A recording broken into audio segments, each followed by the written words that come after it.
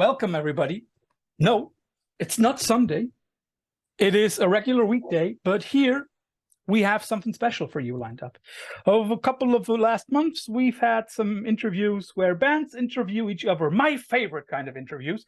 And I'm very, very happy to have two people here who, how should I say, who voluntarily do the same thing. So we have Dylan from Full of Hell and Effin from Primitive Man. So guys, thanks for being on the show. Thanks for having us. Thanks for having us. Pleasure to be here. Just to make clear, there is, of course, a reason of a collaboration between you two, or between your both bands, let's put it like that. And but we're not going to talk too much about that.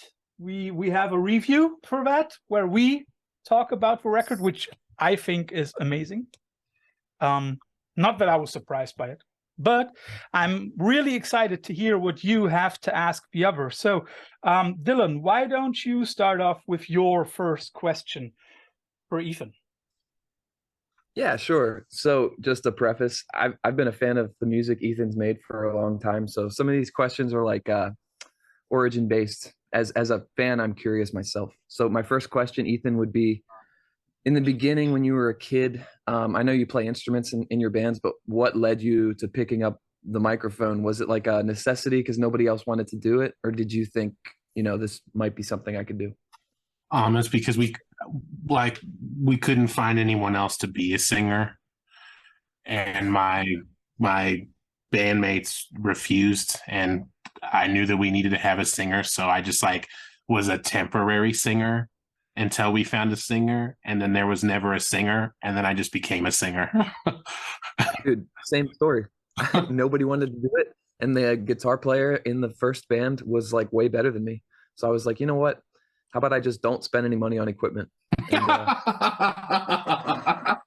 But then let me ask you both the same question. As you both say that it's the story of nobody wanted to, and now you're in it. How do you feel now after years of having been the singer in several bands?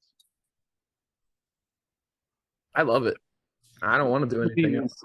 Yeah, I like doing it. It's nice to be able to express yourself. I didn't want to do it at first, but now that I've done it for, I don't know, over 20 years or something now, I feel like I wouldn't give it up for anything. I love being able to do it. Yeah, so, I think it's been about 20 years for me too.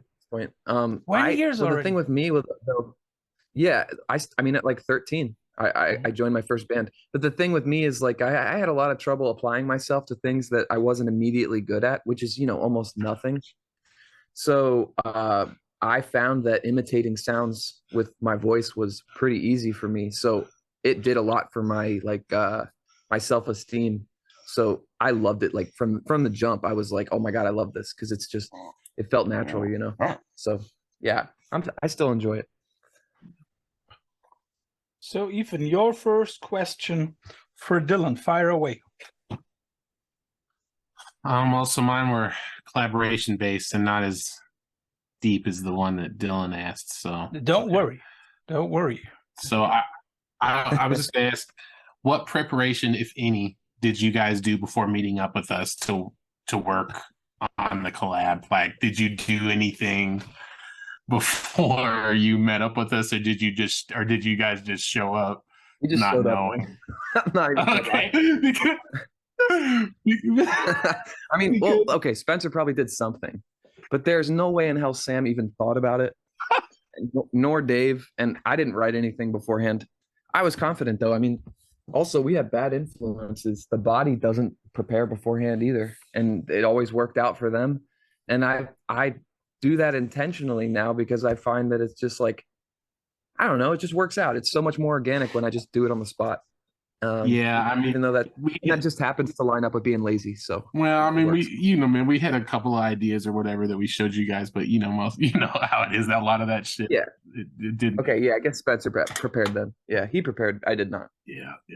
Well, and I thought I originally wrote that question because I thought we were going to have Spencer today for some reason. Yeah, I thought, and he would have been yes, probably hours of actually caring and putting diligent prep work in. Because he definitely had some riffs too when we showed up. So, yeah. Well, you're just a singer. You only have to sing, right?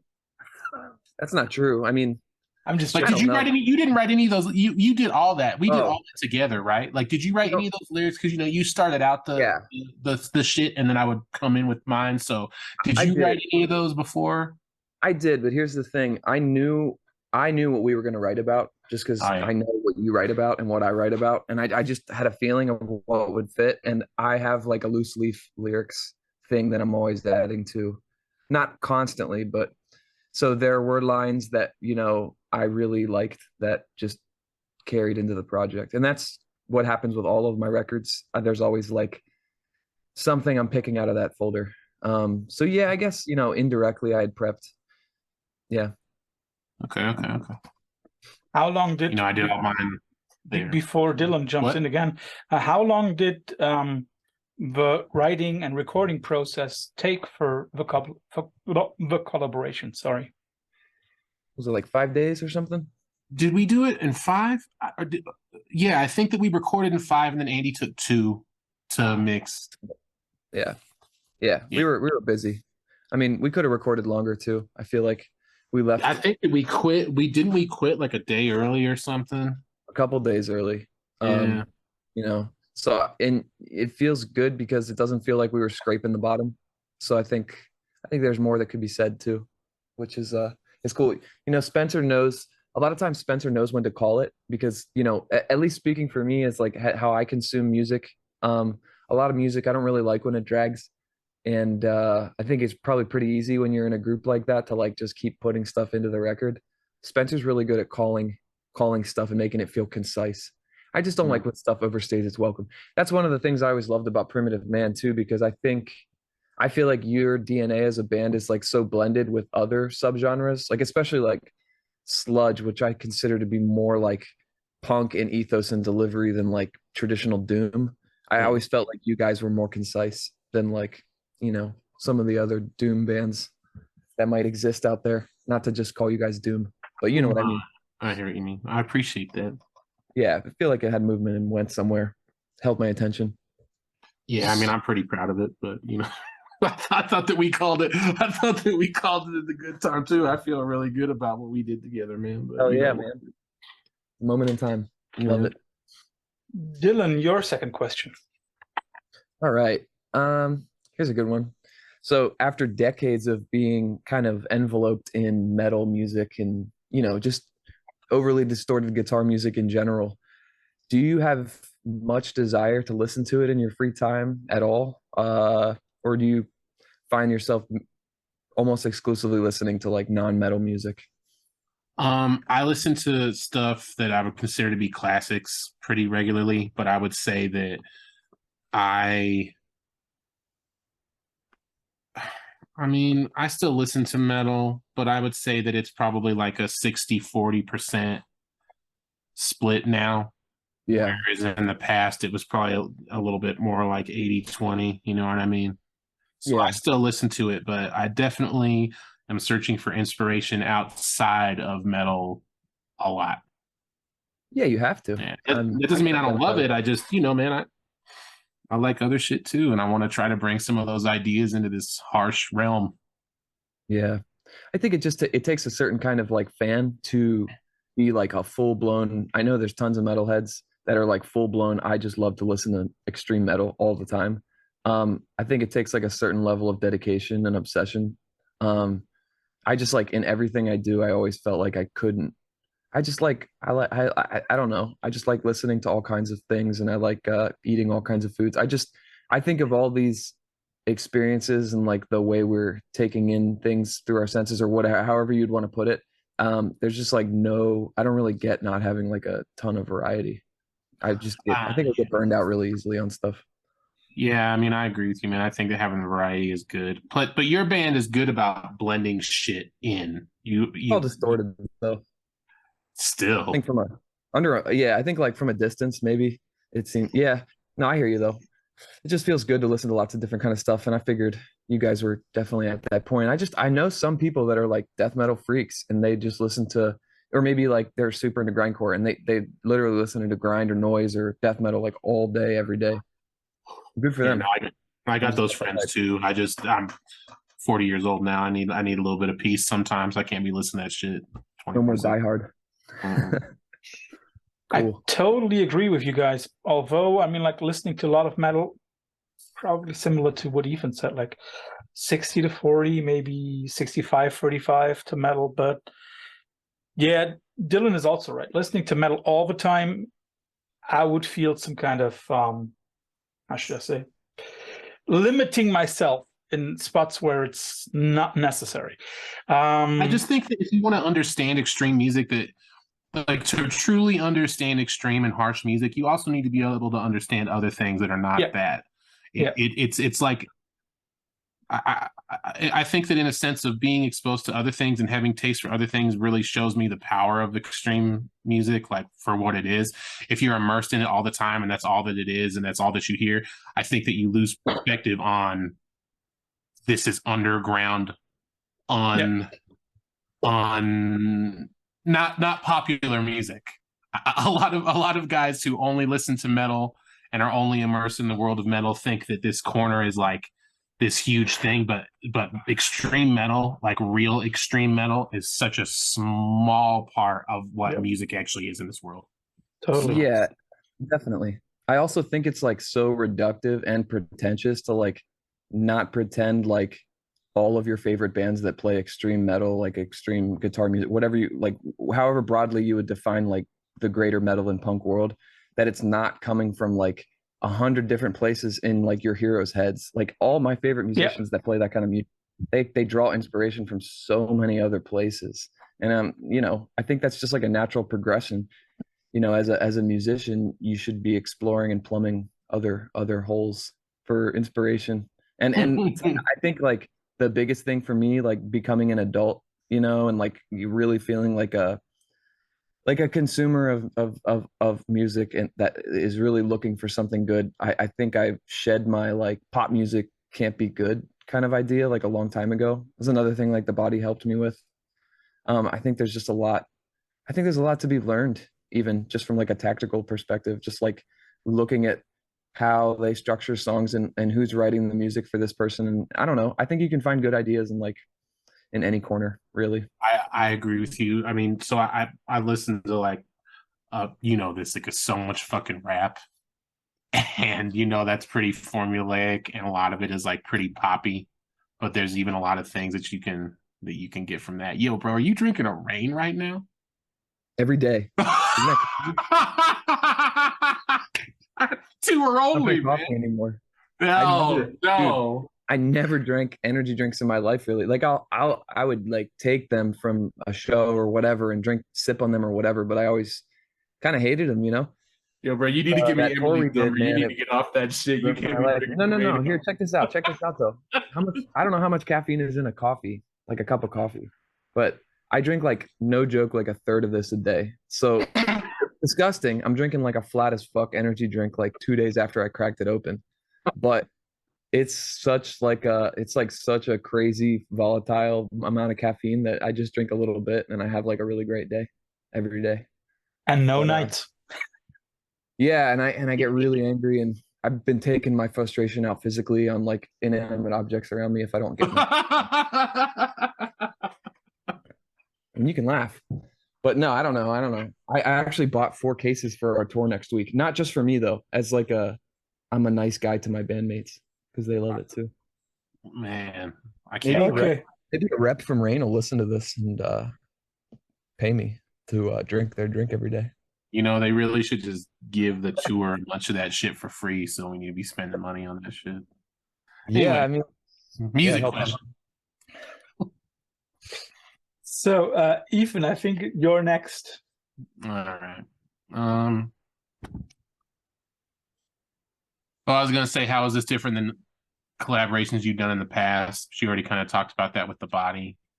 I can go into that though. I mean, it is a lot different. I mean, every time we record music with like a different group of people, it's just a different experience. We've done stuff that's like as long distance as possible, you know, with like a single guy in Japan who just sends us like a huge block of sound, or like with Chip and Lee, it's just like it's its own thing. The way Machines with Magnets works is like that studio is just on a different level with the way that that engineer Seth is able to communicate with Chip and Lee, and like, so it's just like you're looking inside on that dynamic.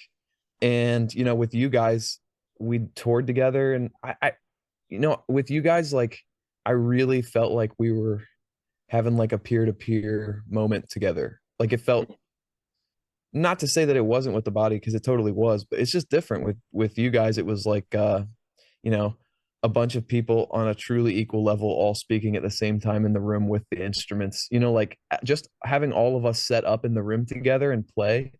It was unique. You'd think like all collabs would be like that, but we just haven't done like, we haven't done a collab with a full band, because the body's not like traditional instrumentation.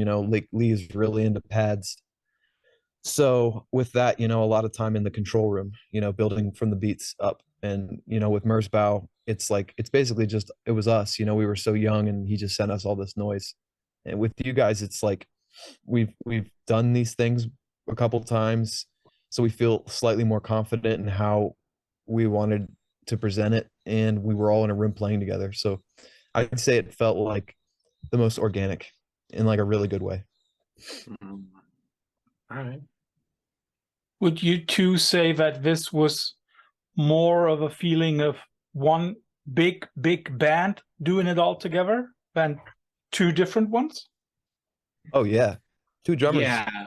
Yeah, Whole thing. I would say so. I mean, even with it being what it is, like Dylan said, I don't know. I just felt it strangely natural to do it with them. Yeah, it was kind of funny. Yeah. Because we didn't really have to think about it. Same thing with the lyrics. I mean, we've talked about this before, but it was just like a breeze. I don't even think we thought about it. It just like spilled out. Nah, baby, that shit came out like fucking just, we were struck with inspiration. It was magical. I just every one of those songs I would wake up, because I go to bed early. Yeah. We would get done, I would go take my little nap, and then I would wake up in the middle of the night to the shit that you had on there, and just like half asleep, half awake, smoking a little bit, just typing my shit in there, just really magical inspiration, man. I love that. I always remember that shit. It was so good. Yeah, it was really easygoing for sure. It was a good time. So, Dylan, your third of your 5 questions. All right. How about this one? So I wanted to ask you about doing stuff solo. I feel like it's got unique advantages and unique disadvantages. So like, what's been the hardest challenge with doing the electronic projects, maybe like live and on record, especially compared to any situation where you'd be playing with other people like Primitive Man or Vermin Womb, or whatever else? Well, with Primitive Man and Vermin Womb, it's like I've been doing it for so long with those guys that it's just kind of an automatic situation that Right. is pretty fluid most of the time. And then when you're up there by yourself, anything that goes wrong is on you. And there's no one to help you cover it up if there's any fuck ups. So that's a challenge. It's also a challenge to be taken seriously by your peers when you make a jump to doing something else just as seriously as you were your metal bands. I feel like a lot of the people get disappointed they're like, I don't care about this fucking electronic noise shit. I want to hear about the metal stuff. So that's a challenge. But I also know that it's a niche thing. Ambient, harsh noise, drone, that's like even more niche than regular extreme metal guitar music. Oh yeah. So does that answer your question? Yeah, man. And I mean, as an artist, you've spent all these years in bands, kind of curating an audience for your stuff. And yeah, noise is a part of Primitive Man, but it's like a textural aspect of the band, or like, you know what I mean? It's like it's not just noise. So I think it's like a hard pill to swallow for people. I mean, I know you guys did that whole record like that, and it's always in the records, but you know what I mean? We have it's the same deal with anytime there's been some Full of Hell noise sets. It's been a long time since we've done anything like that. I think the last one was in like Australia in some frat dude's kitchen, which is super weird and random. But when we do the duo with Spencer, the Sword Dream thing, there's definitely like a lot of pressure. So I just figured, you're probably feeling the same thing. When you're up there alone, man, it's a different game. Like I can't do public speaking at all. I just choke up. It's so different.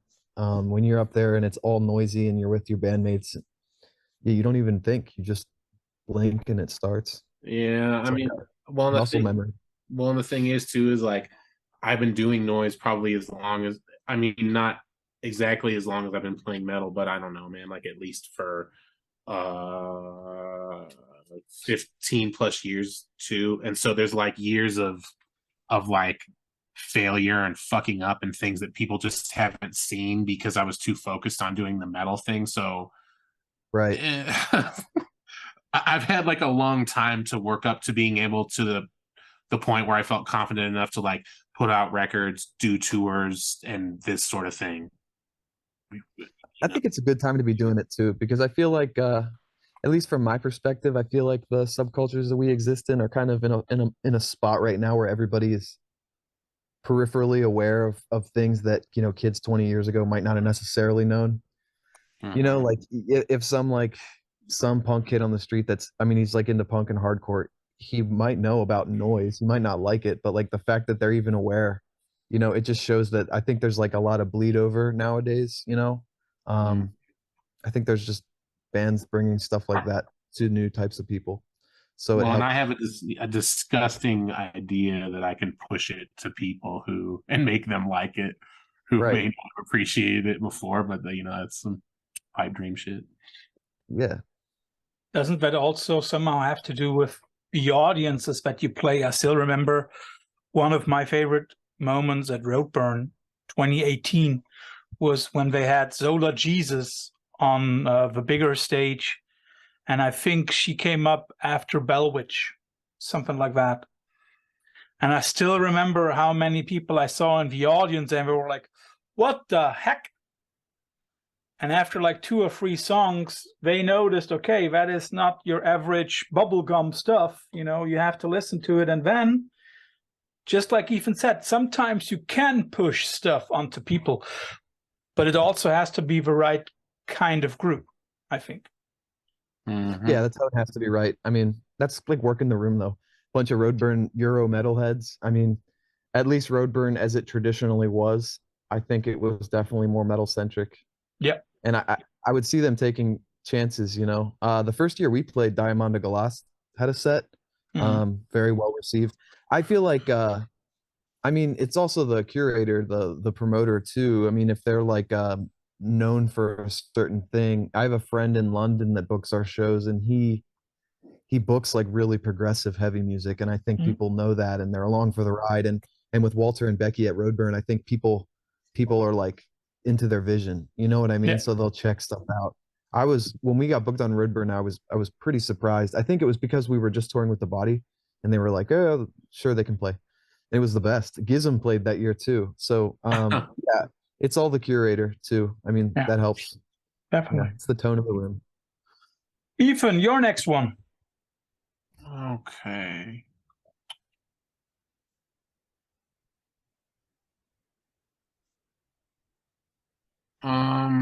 I was just going to ask about if there's specific inspiration behind the lyrics, but if you'd written any beforehand, but you'd already answered that question.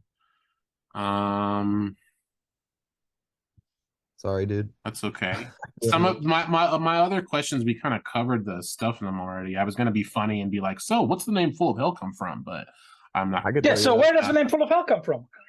No, it's funny. I can't even believe that anybody wouldn't know that it was an Entombed song, because I feel like it's the most like iconic of the Entombed songs. You know, everybody knows that one. But I have had people ask that, and I think that it's a question of aging out too, because I've noticed, particularly this like COVID gap in my age, I feel like it like I went into COVID and then came out post 30, and it just felt different. I don't know. I can't explain it. Maybe 2 years of solitude did that to me, but young kids, there's just things that they don't know about. And there's like contemporary bands that I felt were so important to subculture that they broke up when I was like 25 or 26. And young kids now that love the style of music that band plays, and they've just never heard of that band. And it just goes to show you, I guess it's just it just comes and goes like the tides, I guess, you know. But yeah, you'd be surprised how many people wouldn't know where the name came from. And I think there's like a lot of people that might say there's nothing in our DNA that sounds like Entombed, but it's just the name Spencer picked. And when they formed the band, there was going to be, some influence from that whole Scandinavian scene. So we just never changed the name. And I think it also depends because I mean, like you guys have now been around for so many years that, of course, at some point, even if it was in your DNA in earlier times, I think in order to keep it fresh for you, you have to deviate from the stuff that was there at the beginning in order to keep it exciting, right? Yeah, I mean, we don't really have a sound. Like, I guess maybe we have a sound, but it definitely changes a lot. Some people like that. Some people think it's kind of whack that we do that. But we're just writing the kind of music we'd want to hear, the kind of stuff that's fun to play. And the band was not named with me in it. Actually, I joined like a few months after they formed. So I've kind of gathered my own meanings from the name over the years, just that like suit my ends, aesthetically or whatever. But yeah, I don't know. That's where it came from. So Dylan, fire. Okay, sorry. I appreciate the explanation. Yeah, sorry. But you had known that before, Ethan, right? No, bro, I didn't know why, but they've been a band for so long that it seemed like a ridiculous question to ask. It's because I was running out of ideas to ask. I've known these dudes for so long. Like, I don't know what to ask. I've known them forever. Like, I couldn't think of anything. I couldn't think of Full of Hell in particular, I have known and have spent so much time with, probably more than almost any other band that we've known. So this was a particularly hard group of people for me to come up with questions for, But then let me throw in a question. How long have the two bands known each other? When was the first contact between Full of Hell and Primitive Man? Do you remember? Pre-Primitive Man. It was Athens, Ohio in 2010. Are you sure it was Athens? Was it Athens? I'm pretty sure it was Athens because it was John booked that show in the basement in Athens. I know, but I thought it was one of the like a Cincinnati or something, like a more because I know it wasn't Columbus. The only reason I remember is because I was a big fan of Clinging to the Trees of a Forest Fire. Yeah. And I'd been wanting, when I joined Full of Hell, which wasn't that long before that, maybe like less than a year or a year, my whole goal was to get us playing with bands that like were more extreme, like, and more according to my tastes, because we were playing shows with just like wherever we could play. So it was a big deal to me. And I remember that basement, and I remember John's new band played Bastards, and I remember that the opener was like this kind of noisecore thing, I feel like, or maybe like just like some kind of like jammy noisy thing. The guy had like trash bags on top of his cymbals or something. I remember like a weird amount of details from that show. But that's what we met.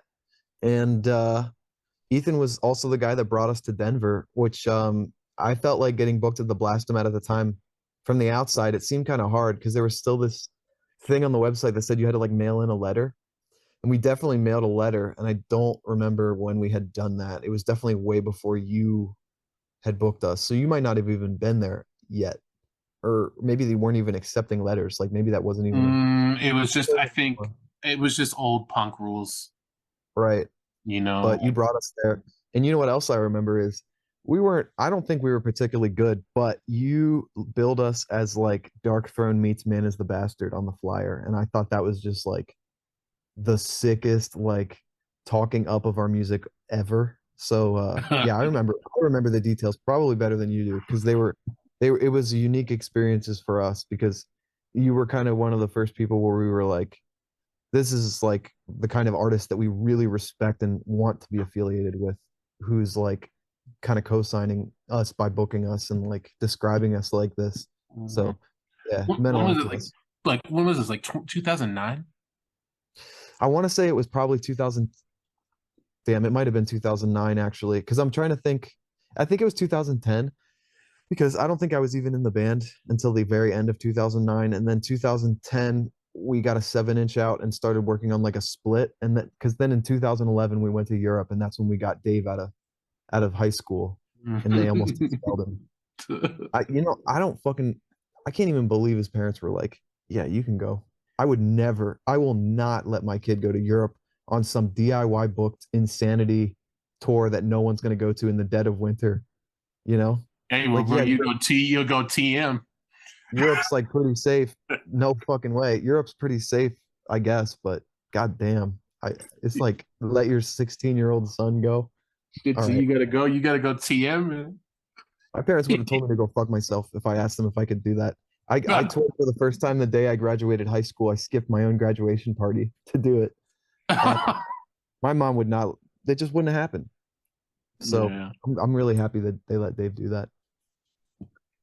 But yeah. Dylan, your next question. All right, man. I'm really sorry. These are gonna cut you. So your art, it clearly comes from a pretty dark place. I feel like it also has this like angle where it's like cleverly humorous at times, though, kind of in like a sarcastic, cynical worldview type of way. There's a lot of tears and a lot of clowns.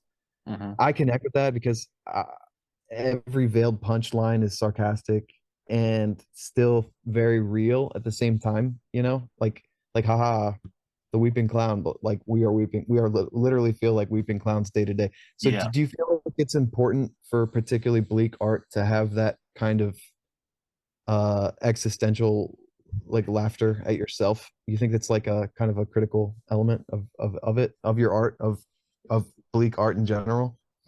Yeah, because life in itself is the dark comedy. Yeah, it's a joke, right? So I just think that you gotta have it all. Like, I think that's the way to do it. some of it is absurd, and I don't know. I guess I just would rather look at it like a dark comedy instead of a fucking like endless tragedy. Right, you have to. Yeah, Ability and it's entertaining. yeah, Yeah. Anytime we find ourselves, I feel like in a horrible situation, I can't help but like kind of think it's funny. yeah. There's Sometimes when more it's like when it's just so fucked up, you just have to laugh at it. Is like experience that, and just being a musician, I just connect with the clown character That's what I playing tell it. my family now. I'm a Yeah, it's birthday clown. like playing with this shit, playing this kind of shit, and begging people to take you seriously. You're like bearing your soul in this Yeah. weird way. I mean, also Just we we run are the clown. What? not in all of our circles. I think, well, okay, I'm just gonna say all the circles we run in, I feel like are filled, and I'm not exempt from this, are filled with kind of egomaniacal, delusional goofballs that think like their art is just like the most fucking important life or death thing for the listener to take in, and like everything's so melodramatic all the time, and like they're like, do you know what I'm trying to say? And that to me, like at this point in my life, I find to be just a pretty giant joke as well. Yeah, Like see, I love what I make. I love what you guys make. I love doing this. I'm very passionate about it. But the ego that comes along with the melodrama is just like, and because I'm shoulder to shoulder with those people, like you're shoulder to shoulder, like all these bands, we are people in bands. Mhm. It's shameful, kind of like you feel very embarrassed for the culture of your peers. Like all the it's just like, time, and God, and motherfucker, this is so embarrassing. yeah, I think about this all the time, and my thing is that like I just feel honored that people even want to take the stuff that I make and like apply it to Oh like yeah, take the time to absorb it and I guess in ways apply it to their life or whatever, have it be the soundtrack to their existence, because I know how special that can feel based on how music has made me feel. So I like appreciate that when people do it, but I definitely don't think that my voice is the most important one. Because I spent so much time being in a not cool band. Like yeah, Clinging was a not cool band, and we did it for a decade. Primitive Man is a not cool band in some fucking circles. yeah. Like, Same here. so it's like I don't know, dude. Like it's like such a cliche answer, but I am very thankful for the people who have taken the time to care about the things that I make. I really I try to keep myself in check with that. I don't think I'm the most important voice, and I don't take that shit for granted at all. But Yeah, people man. that do shit makes me fucking sick. If I can be honest with you, it is Yeah, embarrassing. dude. Oh, Yeah. seriously. Absolutely. I do feel like I feel like I'm still learning how to like respect the amount of personal space that I need, but I do feel like we have like an obligation, and as do all artists who have people that like bother to give a shit. I think there's some level of responsibility that at least I feel strongly where like if some kid thinks that my band is like super cool and they're like a fan of my band and for some reason it's connected with them on a level, I feel some kind of innate responsibility to be kind to them and to like give them, like my energy and like to like hear what they have to say. Cause I just think that's like, I think it's easy to take that for granted. And I think that like people sometimes miss the point. I think if you're touring and stuff, I don't know. It's also a little different for me because I think I come from a more punk background and I feel like with punk and with hardcore and all of that stuff, there's so much more of a communal and social element to it. I mean, DIY in general. I mean, both of our bands come from like such a deep DIY circle that like I think the communal element is like super unavoidable and important. Unfortunately, we're also kind of antisocial. So like I feel like my social tank dries up really quick. But yeah, you got to be grateful and like egoless. Like I feel like we're both our egos get crushed regularly just by ordinary everyday failures, but I think it's pretty hilarious the egos on some of these bands. It's Yeah. everywhere. It's really It is. funny. You always got to check it. Effin, do you have one final question? Otherwise, I have one for both of you. Well, man, we I've, we we kind of covered the questions that we covered, like the things that we're going to ask. We covered it already and whatever. Then let else, me ask one thing because it also connects a little bit to what Dylan just said. You know, that being able to participate in society on a certain level, that the tank is running empty quickly. Does that also imply for both of you that, touring has, how should I say, touring has a certain limit of time, not longer, let's say, not longer than a month in a row, because then it's too much? Yeah, Primitive Man will never go out for more than a month at a time ever again.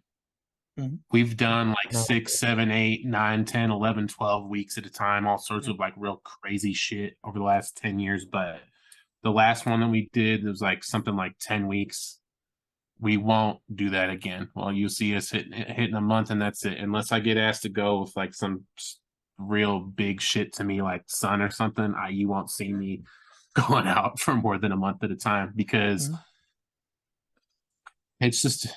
it's really difficult to do. There's a lot of there's a hidden cost. People think that it is a certain way that it isn't. You're not sleeping ever. You are isolated from the people at home that you care about, and sometimes they're upset about that, and you have to deal with that. You are not eating how you would like to be eating, no matter what that looks like, because options are limited, time is limited. Man, it's just there's a lot to worry about. Mechanical failure. Sometimes it's dangerous. Like there's just a lot. It's a high stress environment. Mhm. Like for some bands, like when I was younger and I was going out in a shitbox van with shitbox equipment on a shitbox tour where 20 people were going to come and see me and I was drunk every day, it was a party because I had less to lose and it just didn't matter. It was a different thing. But as you do it longer and you start to age and you keep doing it past a certain limit where most people have given it up for like a career Mhm. fully, the scope of it changes and yeah, you got to limit it. And also if you're doing what Dylan said, like talking to people and trying to be personable and be available, doing that night after night after night. Sometimes people come at you with some out of pocket ass questions or are weird. There's these weird parasocial relationships that could develop with certain people. It's like there's just a lot of things to consider. You're out there being a politician. You're shaking hands and kissing babies. It's a With long no time. soul. Yeah, So I feel like it's really hard. I've always struggled a lot with my own like mental health issues, you know, not even recognizing them for what they were, but having so much trouble leaving my home, like even before I was in bands. But from like the moment I joined my first band, all I wanted to do was play shows. Like speaking of finding an obsession, like it's all I ever wanted. And I've found other things, you know, as an adult that fill my time that I love to do, and that feels really, really good because for so long I felt like this is literally all I care. Like this is it. This is what I love, and that can be draining to put all of it in one basket. But yeah, it's really hard to leave, and like Ethan said, as you get older, I don't know, your priorities just shift, and it's really sad and lonely to consider trading time away for something that like I mean like this part of your brain is like I got to do this, but another part of your more rational part of your brain maybe is like, well, if I sit here and think about it, giving up several months a year for the next 20 years, I'm losing X years with my dogs that are only going to live for 12 years, or my wife or my daughter. It's a heavy consideration, and it's all on you too. Like you're deciding, you know, you can step away, but you feel like maybe you can't for various reasons. I'm in a much healthier place with it now. We ever having the kid has been like a big deal for me because it's given me a pretty ironclad excuse to need to be home, which it's good for my brain. And you know the stakes are so high. I've got this family to think about, and I've been on this road for X amount of years, so I'm pretty comfortable now with the idea of riding it out and just doing my absolute best and enjoying it. It's pretty cool. So I feel pretty good about it, and you know, my bandmates have differing perspectives, but overall, like none of us really want to be on tour for more than like 3 weeks at a time. Because yeah, that shit just wears you down as much as you love playing. So in fact, Europe in particular is just like for something about it, it's so hard to tour in Europe. It just like wears on me. I love the culture, I love the cities, I love the food. I have lots of friends I like to see. I like to meet new people, but there's just something about it. And the only thing I could think is like Europe is almost, I mean, it's still the West. I feel like it's almost like being in the States, but it's just like a little sharp or a little flat. You know, it's just different enough where you don't necessarily notice, but I think after weeks, I think it's just like messes with your internal rhythm maybe. And you're just like a little jet lagged. It's not like when you're in Asia and it's like so fucking different that it doesn't matter at all. Um, yeah, I don't know. I think the key for us, for me and Ethan, is to like ration it out in a way where we're not going to burn out and crumble on ourselves like dying stars. Because it's the most tragic thing in the world, and coincidentally, what the collab is pretty much about is to find that something you love has ruined your fucking life, or like made you like truly unhappy. You know, this thing that has brought you joy now is just pain. It's turned up. Yeah, dude, and you know what? Like, if you do it for more than a decade, you will know what we mean. If you don't cross 10 years, you don't know what we're talking about. Like, you got to get into your 30s, your 40s. This shit changes for you then. And the just the need to create never goes away, but the circumstances around how you must live certainly do. Stakes are higher. Yeah. We're pretty lucky though. I mean, like it's nice to remember how insanely lucky we are. I think about it all the time, how full of hell really has no business doing things at the scale we get to do them, and how lucky we are really. I mean, it's like a fluke. It's like a grand error, like a cosmic error that has allowed us to get to do any of this shit, you know, and I wanted it so bad. So thankfully my last true burnout was pre-COVID, and things have changed for me since then. I think COVID was good for us in certain ways. It's definitely just because it he made the record. When the fuck are you going to take a break? Why take a break?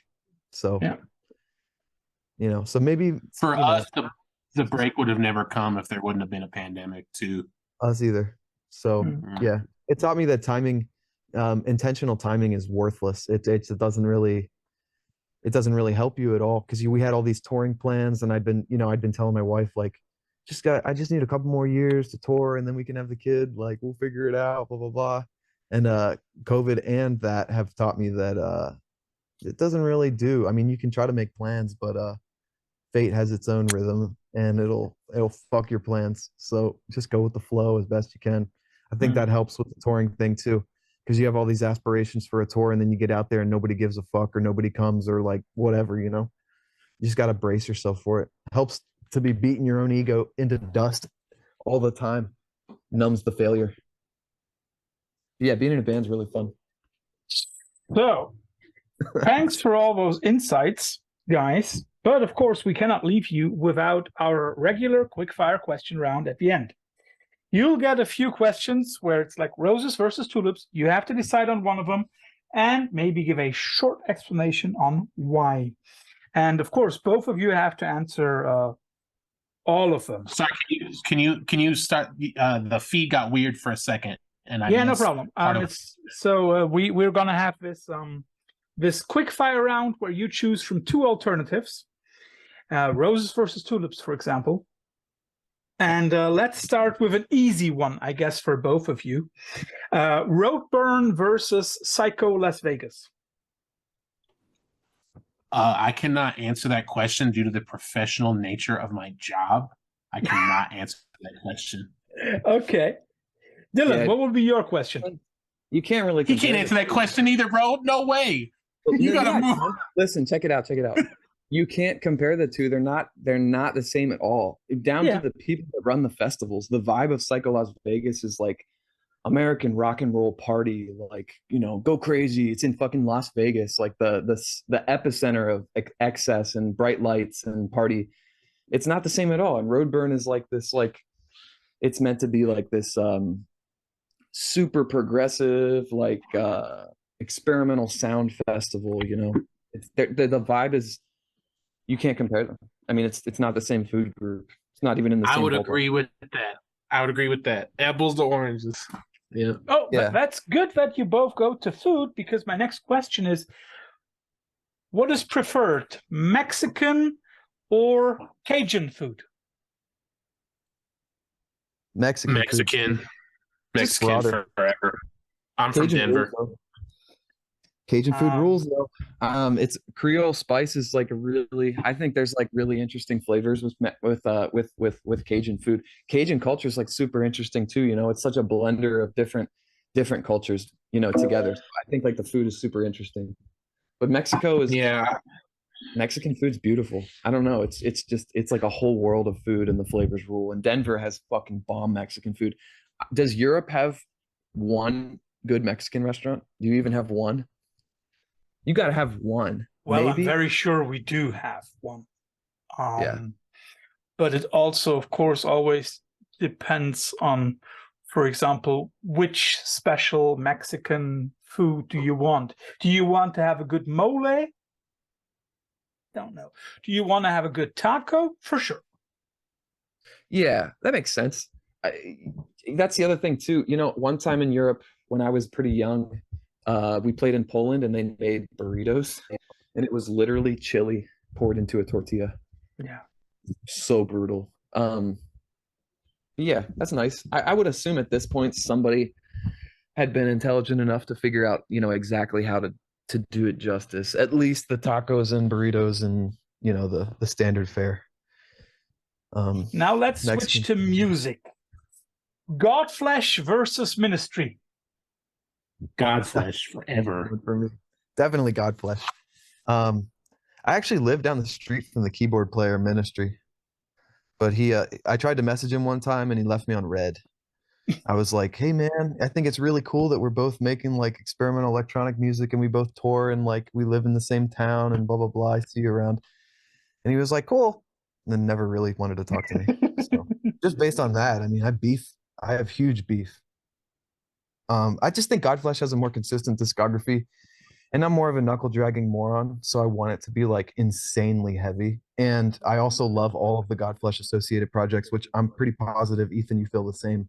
I mean, even just JK Flesh alone is a huge gateway to me for like, you know, dub music. And I don't know, Godflesh is like they're like one of my favorite bands. So That's an easy question for me.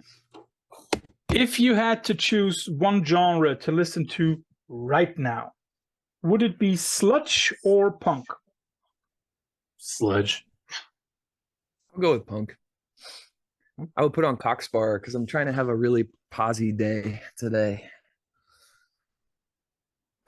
As we know that sometimes you also, not sometimes, but you also mix different kinds of sources for rhythms. Let's talk about electronic beats versus real percussion. Apples to oranges again. There will be lots of apples to oranges. When I was a kid, I actually was not into drum machines and guitar music. I don't know. I think what it was for me, maybe Ethan can speak to this too.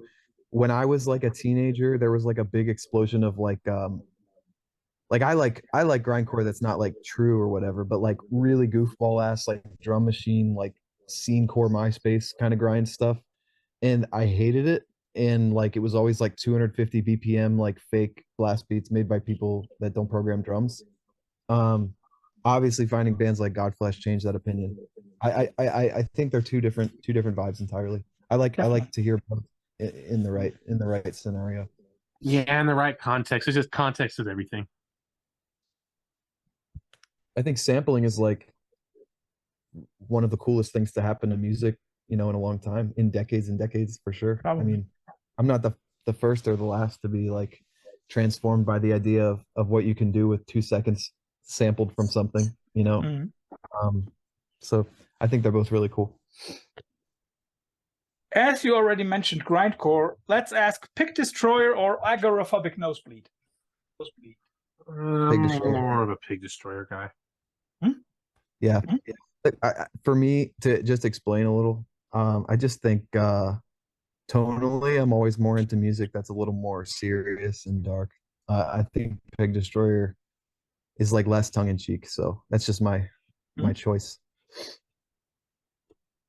One band that had a split with Agoraphobic Nosebleed is Converge. So Converge versus Dillinger Escape Plan. I'm more of a Converge guy. Yeah, definitely. Converge. They're different kinds of bands.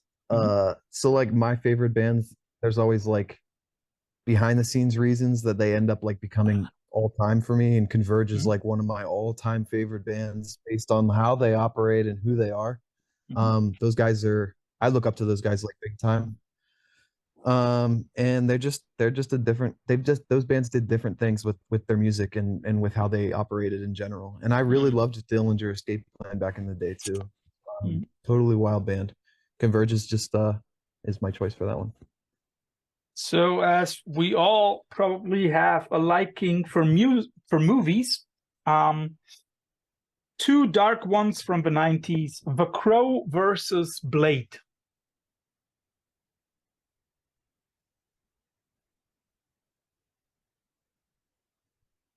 What the fuck? Hey, sorry, I lost you on that one. No problem. The Crow versus Blade.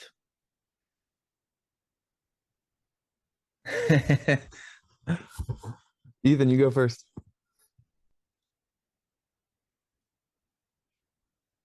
Is Ethan still here? Do you hear me, guys? Can you guys hear me? Yes, we hear you. You good? Yeah. Sorry. Oh, I don't know. Let's try it again. It seemed like, okay, Blade. Blade, okay. Well, why? Dylan? I picked Blade too, but you tell me why. No, why? Blade is fucking awesome, actually. It doesn't really get enough credit. I think, like, as far as superhero movies go back then, a lot of them are trash. Blade, you can still watch Blade nowadays. It's like a really, really good one. It's a really good movie. I thought it was pretty scary when it came out too. Hey, I hate to do this, but I have to go to a chiropractor appointment. I have to go. No problem. No problem. Fix your back, buddy. Yeah. So, first of all, thanks for all the time, guys, and we will see you hopefully on European stages sometime, even though it's training. And I can see why it's training. And I know that I'm going to see Effin in April. You'll see. I don't know where you live, but we're coming over together in June. So So then everybody listen to the collaboration between Full of Hell and Primitive Man until they're on the stage close by. And thanks for taking the time, guys. Thank you for having us, man. Thank Thank you, you. man. Take care. Take care. Bye-bye. Bye.